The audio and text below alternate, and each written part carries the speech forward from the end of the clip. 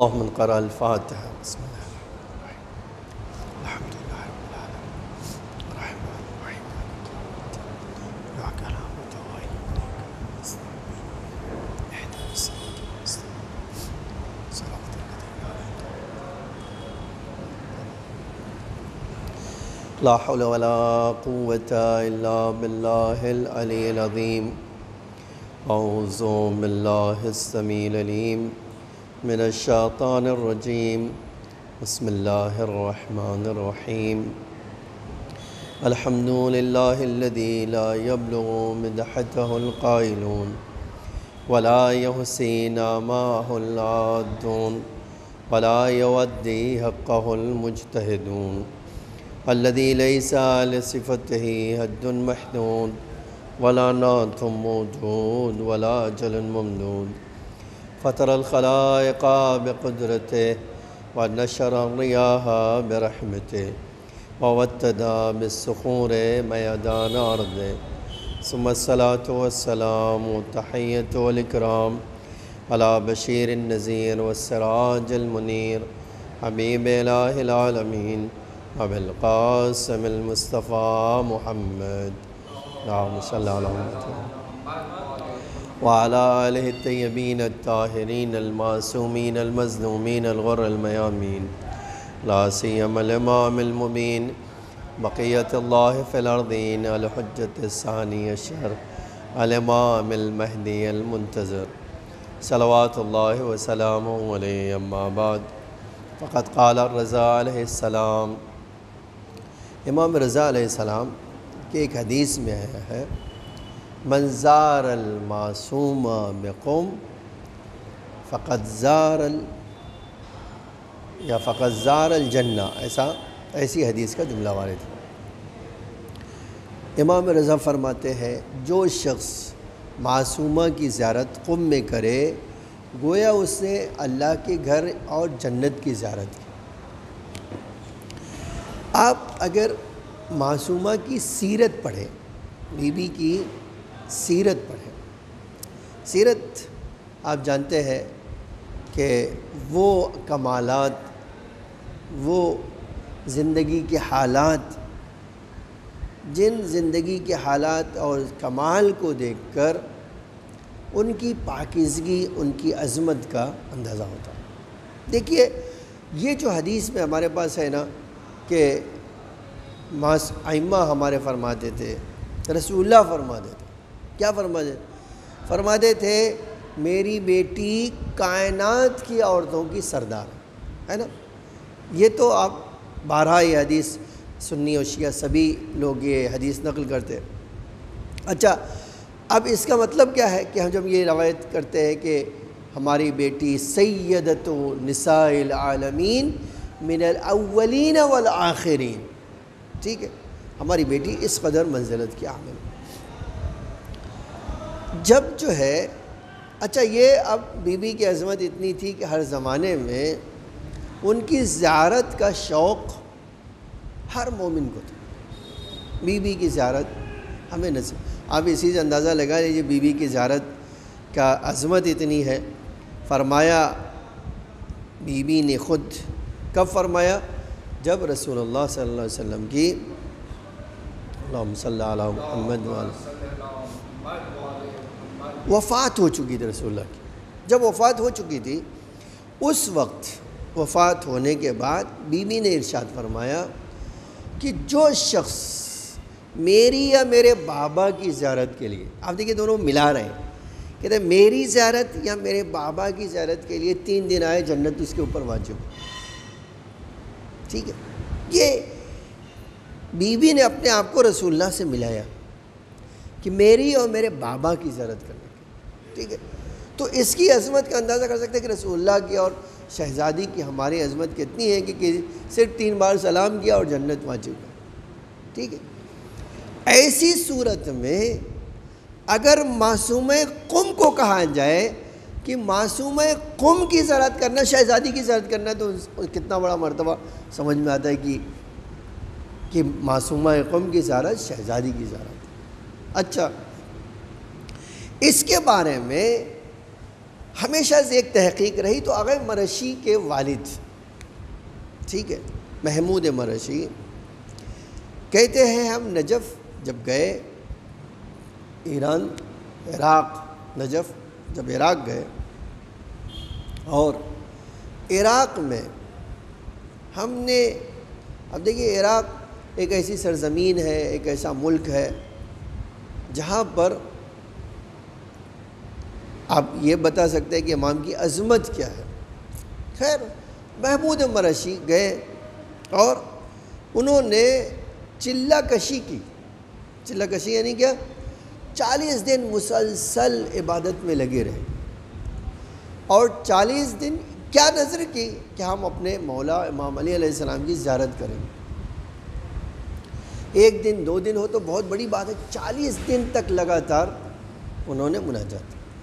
ایک دن امام علی علیہ السلام ان کو خواب میں آئے، محمود کیا چاہتے ہو ہم سے؟ آخر تم ہم سے کیا چاہتے ہو؟ تو انہوں نے کہا کہ میں جو ہے آپ سے یہ چاہتا ہوں کہ مجھے شہزادی زہرا کی قبر بتا دیجئے. اب ظاہر سی بات، آپ نے دفن کیا ہے، آپ نے قبر بنائی ہے، تو آپ بتا دیجئے کہاں آپ نے دفنایا ہے. کہتے ہیں امام نے مجھ سے کہا کہ اے محمود، تم چاہتے ہو میں بیوی کی وصیت توڑ دوں؟ جس چیز کو انہوں نے کہا چھپا دوں، میں تم چاہتے ہو کہ میں تمہیں بتا دوں؟ یہ کیسے ہو سکتا ہے کہ میں زبان دے چکا ہوں شہزادی کو اور تمہیں بتا دوں گے ان کی قبر کیا ہے؟ کہا میں تو زیارت کرنا چاہتا ہوں. انہوں نے کہا کہ میں نے مولا سے کہا میں تو زیارت کرنا چاہتا ہوں، اب آپ بتا دیجئے. نہیں بتائیں گے تو بھی مجھے بیوی کی زیارت کرنا ہے. تو اس وقت انہوں نے کہا، بڑا عجب جملہ فرمایا، کہا کہ آپ کہہ رہے ہیں کہ میں بتا دوں، میں دکھا دوں راستہ، میں زیارت کرنا چاہتا ہوں، یہی تو کہہ رہے ہیں آپ. لیکن میں آپ سے یہ کہہ رہا ہوں کہ میں ہرگز آپ کو نہیں بتاؤں. ہاں ایک کام البتہ ہی کر سکتا ہوں، اگر آپ بیوی کی زیارت کرنا چاہتے ہیں تو قم چلے جائیں. آپ بڑا عجب جملہ فرمائے اس کے بعد، اے محمود اگر تم جناب زہرا کی زیارت کرنا چاہتے ہو تو کہاں چلے جاؤ؟ قم چلے جاؤ. پوچھا قم میں کیا ہے؟ ایک سوال بھائی، بی بی کی زیارت کہاں ایران اور کہاں مکہ، تم میں ایران کر کے جا کے کیا کروں گا، قم جا کے کیا کروں؟ فرمایا اگر تم قم جاؤ گے اور موسیٰ ابن جعفر 7ویں امام کی بیٹی کی زیارت کرو گے، نیت کیا ہوگی کہ ہم شہزادی کی زیارت کر رہے ہیں. آپ دیکھو بڑی عجیب بات ہے یہاں کہ اگر تمہاری نیت ہوگی کہ بھئی ہم چونکہ خبر نہیں پاتے ہیں، ہم نہیں، تو اگر ہم اس نیت سے کریں معصومہ قم کی زیارت، تو امام علی علیہ السلام نے فرمایا تم کو ہو بہو وہی ثواب دیا جائے گا جو حضرت زہرا کی زیارت میں ہے. میں اس جملے کی بلاغت اور عظمت کو نہیں سمجھ پاتا. جانتے ہیں کیوں؟ ایک معصوم اور ایک غیر معصوم، ایک معصومہ، ٹھیک ہے، جو خدا کی طرف سے معصومہ بن کے آئی ہو، اور ایک اس دنیا کی معصومہ جس نے اپنے کردار کو بلند کر دیا اتنا کہ اس نے کوئی گناہ نہیں کیا، لیکن وہ معصومہ اللہ کی طرف سے نہیں بنائی گئی، خود کا کردار اتنا بلند کر دیا کہ امام رضا نے اس کو معصومہ کہا. تو ایک غیر معصومہ کی زیارت کا ثواب کتنا ہو، معصومہ کا ہو، یہ سوائے معصومہ قم کے کسی کے پاس نہیں. یہ بڑی عجیب بات ہے. اسی لیے آپ جناب معصومہ کا جو ہے آج معصومہ قم کہا جاتا ہے، ان کا نام فاطمہ تھا، ان کا نام معصومہ نہیں ہے. یہ ٹائٹل تو ان کے بھائی امام رضا علیہ السلام نے دیا ہے کہ انہوں نے فرمایا، حتیٰ آپ دیکھیے میں نے ایک جگہ پڑھا تو واقعی میں دنگ رہ گیا کہ امام معصوم کس قدر ان کی عظمت کے قائل تھے. ہمارے وہاں ایک عالم گزرے ہیں شیخ حسن علی. شیخ حسن علی، شیخ حسن علی کے ایک بھائی تھے جو بزنس مین تھے، وہ شال کا بزنس کرتے تھے۔ اچھا، اب ایک بھائی جو ہے بزنس مین ہے اور ایک بھائی مولوی ہے۔ تو جو بھائی بزنس مین تھا وہ 50 سال تک، 50 سال یہ بہت بڑی، یعنی یہ جو ہے 50 سال بہت ہوتا ہے، 50 سال تک ہر مہینے اپنے بھائی کو 50 تومان دیتا تھا۔ 50 تومان بہت زیادہ ویلیو تھی شاہ کے زمانے میں، اور اس سے پہلے کے زمانے میں یہ جو آج کویت کا جو دینار ہے اس سے زیادہ ویلیو ایرانی تومان کی تھی۔ 50 سال تک انہوں نے کیا کیا، اپنے بھائی کو ہر مہینے 50 دینار، 50 تومان دیتے تھے۔ اچھا، اور بھائی مولوی ہے، اسی سے ان کا خرچہ چلتا تھا۔ شیخ حسن علی امام رضا کے وہاں وہ حوض علم میں مشہد میں پڑھتے تھے۔ اب ایک زمانہ تھا فون نہیں، ٹیلی گرام سے بتایا گیا، ٹیلی گرام کر کے تمہارے بھائی کا انتقال ہو گیا۔ کس کو؟ شیخ حسن علی کو بتایا۔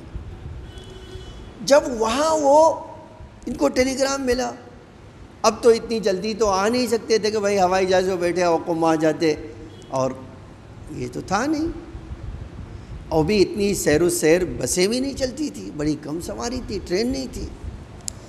تو بہت اب بھائی کو غم ہے، اتنا لائق بھائی کی جو 50 سال تک پورے خرچہ اٹھایا ہو اپنے بھائی کا، اس کو تو قلق ہوگا نا۔ ویسے بھی بھائی گیا ہے تو اس کو قلق ہونا ہی چاہیے تھا، لیکن اب اگر ایسا بھائی گزرے جو کہتے ہیں بہت اچھا، با کردار، با اخلاق، با کمال، اور ایسا کیئرنگ بھائی جس نے پوری عمر جو ہے اپنے بھائی کی زندگی کا سہارا بنا ہو، یہ بہت بڑی بات ہے نہیں؟ اب جب ان کو ملا ٹیلی گرام تو بہت درد محسوس ہوا، اور امام رضا کے وہاں گئے، امام رضا کی زیارت کے لیے گئے، اور زیارت کر چکے تو ایک بھائی نے امام رضا کو، انہوں نے شیخ حسن علی نے امام رضا کو مخاطب کیا، مولا میرا بھائی پوری زندگی میری خدمت کیا ہے، میرے ساتھ احسان کیا پوری زندگی، ایک بار بھی موقع مجھے نہیں ملا کہ میں اس کی خدمت کر سکوں۔ اب انتقال ہوا تھا تو ایک موقع تھا کہ میں اس کی کوئی خدمت کر سکتا تھا، میں مولوی ہوں، لیکن اے میرے مولا میں آپ کے وہاں ہوں اور وہ قم میں ہے آپ کی بہن کے وہاں، تو اے میرے مولا آپ ایک کام کر دو، میرے بھائی کی سفارش کر دو کہ اللہ اس کو اتنا اجر دے دے کہ اس کو قبر کی منزلیں اور قیامت کی منزلیں کوئی اس کے لیے مسئلہ نہ رہ جائے، اس کے لیے مشکل نہ رہ جائے، آپ یہ کام کر دو۔ کہتے میں بڑے دل سے میں نے جا کر دعا کی۔ اچھا دیکھیے، اب وہ دعا کر دیا، اب ایک تاجر نے قم میں خواب دیکھا کہ امام رضا، وہ کہہ رہے میں زیارت کرنے جا رہا ہوں، دیکھا میں نے کہ امام رضا علیہ السلام آ رہے ہیں، پورے حرم میں کھلبلی ہوئی، امام رضا زیارت کرنے کے لیے اپنی بہن کے آ رہے ہیں۔ کہتے ہیں میں بھی اب زیارت کے لیے، میں ہماری مولا امام رضا آ رہے ہیں زیارت کرنے کے لیے، وہ بھی اپنی بہن کی زیارت کرنے کے لیے۔ تو میں گیا، بڑا تعجب ہوا، لیکن اب آ رہے ہیں۔ تو اب میں نے دیکھا کہ امام رضا آئے، بہن کی زیارت کی، حرم میں گئے، زیارت کیا بہن کی، اور عجیب بات کہی انہوں نے کہ بہن میں آیا ہوں، یہ شیخ حسن علی کا بھائی مر گیا ہے، اس کی سفارش کر دینا اپنے جد سے، تاکہ اس کو برزخ اور قیامت میں کوئی مسئلہ نہ رہے۔ کہتے میں نے امام رضا کو یہ کہتے ہوئے سنا، بہن ذرا سفارش کر دینا اس شیخ حسن علی کے بھائی کی، اس نے ہم سے کہا ہے کہ اپنے بھائی سے کہہ دیجیے، اپنی بہن سے کر دیجیے۔ کہتے میں یہ خالی واقعہ دیکھ کر، اب جب شیخ حسن علی وہاں سے آئے، اب اس دن تو نہیں پہنچ سکتے تھے قبر دفن و کفن میں، لیکن اب آئے جب تو مجلس رکھی گئی، تو یہ آدمی تاجر ان کو دیکھا، کہا آغا بڑا عجیب خواب میں نے دیکھا ہے۔ تو کیا دیکھا تم نے؟ کہا میں نے دیکھا کہ مولا امام رضا آئے ہیں اپنی بہن کی زیارت کے لیے، اور کہہ رہے ہیں کہ شیخ حسن علی نے ہم سے درخواست کی ہے کہ اپنی بہن سے ذرا کہہ دیجیے کہ ہمارے بھائی کی سفارش کرتے. اور میں نے امام کو آتے ہوئے دیکھا، یہ کہتے ہوئے دیکھا. اب ایک جملہ واقعی میں کہنا چاہتا ہوں. آپ دیکھو، امام معصوم کائنات کا ذمہ دار ہوتا نہیں. ہم کہتے ہیں کوئی غیر معصوم دوڑتا بھی رہے زندگی بھر تو معصوم کے رتبے تک نہیں پہنچ سکتا کوئی بھی. ٹھیک ہے، ایون ہم معصومہ کے لیے کہتے ہیں کہ وہ معصومہ جو ہے بھی اپنے بھائی کے رتبے تھوڑی پہنچ سکتی. یہ تو خالی ہماری شہزادی زہرا ہے جو ہم کہتے ہیں کہ ہمارے مولا کے ہم پلہ ہیں. ٹھیک ہے، باقی تو کوئی نہیں ہے. اب آپ سوچئے یہ جو جملہ ہے واقعی کبھی سوچئے کہ بھئی مولا رضا وہاں سے کیوں آئے. ایک حدیث سناتا ہوں اور دعا کرتا ہوں آپ کے لیے. اب دیکھو کیا ہے. یہ حدیث کا جملہ چھٹے امام نے فرمایا. ابھی دیکھیے چھٹے امام کے زمانے میں تو پیدا بھی نہیں ہوئی تھی وہ. یہ بھی بڑی عجیب بات نہیں، ابھی وہ پیدا نہیں ہوئی ہے. معصوم قم ابھی تو اس دنیا میں آئی نہیں ہے. فرمایا اللہ کا ایک گھر ہے جس کو کعبہ کہتے ہیں، ہے نا، لگا گھر جو مکہ ہے. پھر فرمایا اللہ کے رسول کا بھی ایک حرم ہے جس کو مدینہ کہتے ہیں. اسی طرح فرمایا علی علیہ السلام کا ایک حرم ہے جس کو کوفہ کہتے ہیں یا مسجد نجف کہتے ہیں. پھر اس کے بعد عجب جملہ فرمایا، کہتے ہیں ہمارا ایک حرم ہے جس کو قم کہتے ہیں. اور اس کے بعد جو حدیث کا جملہ فرمایا یہ بہت غضب کا ہے. فرمایا خدا کی قسم ہماری اولاد کا ایک ٹکڑا، ہمارے جسم میں ہماری اولاد کا ایک ٹکڑا یا ہماری اولاد میں سے کوئی ایک آئندہ سرزمین قم پر دفن ہوگی. اور رتبہ کیا ہے؟ اب یہ رتبہ سن لیجیے تاکہ اندازہ کیجئے کہ آج جس معصوم عالم کی، معصوم قم کی ولادت کی تاریخ ہے، شب ہے، اس کی عظمت کیا ہے. اسی لیے اس کو کریم اہل بیت بھی کہا جاتا ہے. کہتے ہیں اب فرمایا خدا کی قسم اس کی شفاعت سے ہمارے شیعہ سارے کے سارے جنت میں چلے ہیں. یہ بڑی عجیب بات ہے. ہمارے اماموں میں سے ہر ایک شفاعت کرنے والا ہے، لیکن امام صادق فرماتے ہیں کہ ہمارے شیعہ اس کی شفاعت سے جنت میں چلے جائیں گے. یہ نہیں کہا چند لوگ، کتنے نہیں، کہ ہمارے شیعہ چلے جائیں گے. اس کا مطلب کیا ہے؟ اب یہ دونوں باتوں کو جوڑ لیجئے. امام رضا اپنی بہن کے حرم میں خود دخالت نہیں کرتے، آگے سفارش کرتے ہیں. اب دیکھو گھر کس کا ہے؟ معصومہ کا ہے.